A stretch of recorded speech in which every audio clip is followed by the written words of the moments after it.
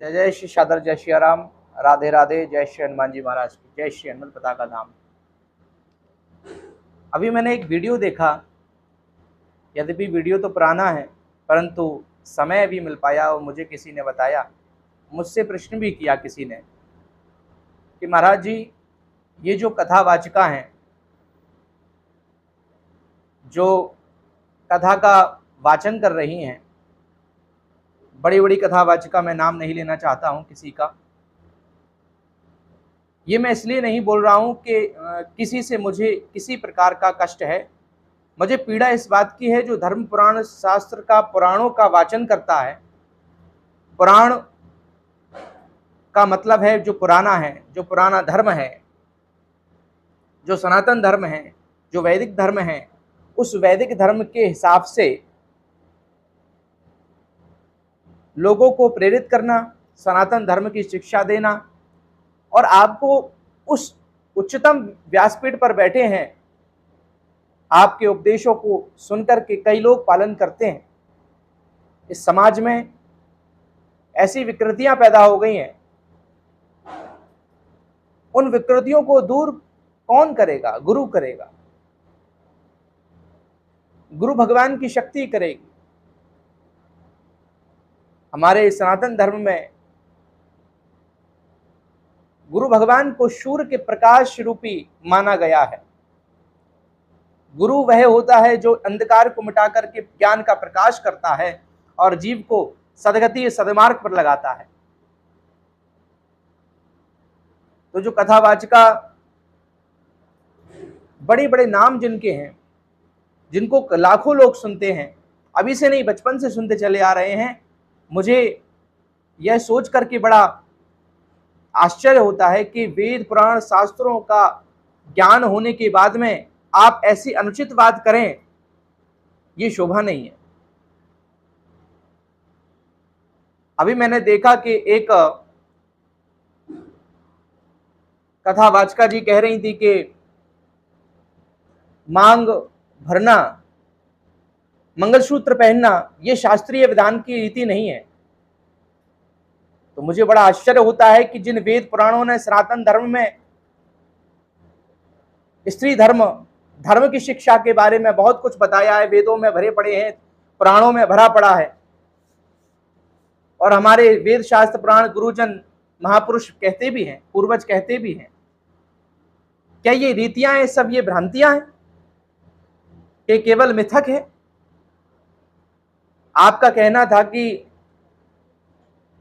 जो मंगलसूत्र है, ये मंगलसूत्र शास्त्रीय विधान नहीं है इस मंगलसूत्र का।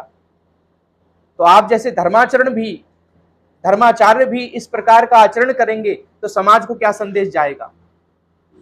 आप सभी लोग जानते हैं मैं किसके बारे में बात कर रहा हूं।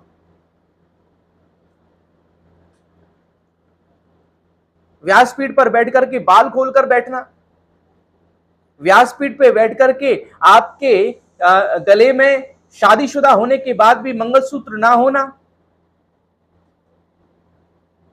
मांग में सिंदूर का ना होना, और बैठ करके आप वाचन कर रहे हैं, वो भी श्रीमद् भागवत महापुराण का, जिसमें स्त्री धर्म के बारे में पूर्ण रूप से वर्णन है। पूर्ण वैज्ञानिक जो ग्रंथ है वह श्रीमद् भागवत महापुराण है। एक कथावाचिका और बोल रही थी, मैं उनका भी नाम नहीं लेना चाहूंगा, आप सब उनसे बहुत भली प्रकार से परिचित हैं, कि मासिक धर्म में जो रीतियां बीच में बना दी गई हैं, ये मासिक धर्म तो स्त्री का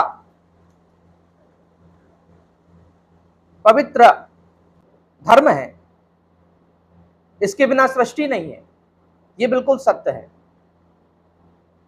परंतु जो शास्त्रों ने, वेदों ने बताया है ठीक ठीक प्रकार से, जो नियम हमको दिए हैं, शास्त्रीय जो नियम है, उनका पालन करना चाहिए कि नहीं करना चाहिए? शास्त्रीय विधि का पालन हम सबको करना चाहिए। और आप इतने बड़े व्यासपीठ पर बैठ करके, इतने बड़े मंच पर बैठ करके श्रीमद् भागवत महापुराण का वाचन करने वाले आप कहते हैं कि ये मासिक धर्म एक प्रक्रिया है और इस मासिक धर्म को बड़े बूढ़े जो पूर्वज हैं उनने जो रीतियां बनाई हैं, अचार के बारे में बात हुई कि अचार खराब नहीं होता है, तो आप स्पर्श करके देख लीजिए। यदि आपको ऐसा लगता है तो प्रैक्टिकल करिए। इसीलिए मैं कहना चाहता हूं कि धर्म को भली भांति रूप से जान करके, धर्म क्या है, ईश्वर क्या है, भगवान क्या है, वेद साक्षात नारायण हैं, पुराण शास्त्र हमें मार्गदर्शन देते हैं, हमें शिक्षा देते हैं जीवन किस प्रकार से जीना चाहिए। महापुरुष गुरुजन ये हमको बताते हैं। मैं निवेदन करना चाहता हूं कि शास्त्र रीति से जिए और शास्त्र सम्मत बात करें। आप श्रीमद् भागवत महापुराण की वक्ता होकर के, इतने ऊंचे पायदान पर बैठ करके, व्यासपीठ सर्वोच्च पीठ है और उस सर्वोच्च पीठ पर बैठ करके आप अगर ऐसे अशास्त्रीय वचन कहेंगे तो ये तो बड़ी आश्चर्य की बात होगी। मैं आगे से उम्मीद करता हूं कि आप ऐसे वचनों को ना कहें और शास्त्रीय विधि का पालन करें, जिससे समाज में एक उचित संदेश जाए, और अशास्त्रीय ऐसा कोई भी कार्य ना करें। कर तो श्रीमद् भागवत पुराण महापुराण की कथा कर रहे हैं, उसमें शास्त्र विधि से दिए हुए जो चीज है वो सबको बता रहे हैं, उपदेश दे रहे हैं, और उन उपदेशों का स्वयं ही पालन नहीं कर पा रहे हैं। स्त्रियों का आभूषण होता है, यदि विवाहित जो स्त्री है उसका श्रृंगार आभूषण है, पता चलता है कि ये विवाहिता है। संस्कार हैं, 16 श्रृंगार की रीति है, उन 16 श्रृंगार की रीति को निभाइए।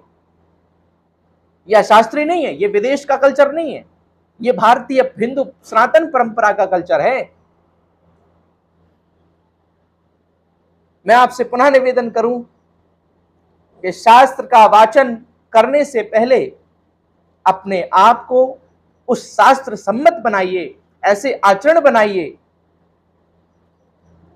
भगवान का भजन करना अच्छी बात है, परंतु उपदेश देना, श्रीमद् भागवत को कथा कहना और उसके साथ में श्रीमद् भागवत की कथा कह रहे हैं और बाल खोल करके, मांग में सिंदूर नहीं है, गले में मंगलसूत्र नहीं है, और उपदेश नारियों को दे रहे हैं, उपदेश समाज को दे रहे हैं, और ना जाने कहां जो मुंह में आए सो बोल रहे। निवेदन करना चाहता हूं कि शास्त्र को बोलने से पहले शास्त्रीय विधि को जानें, शास्त्रीय विधि का पालन करें, आचरण में लें, उसके बाद आप उपदेश दें।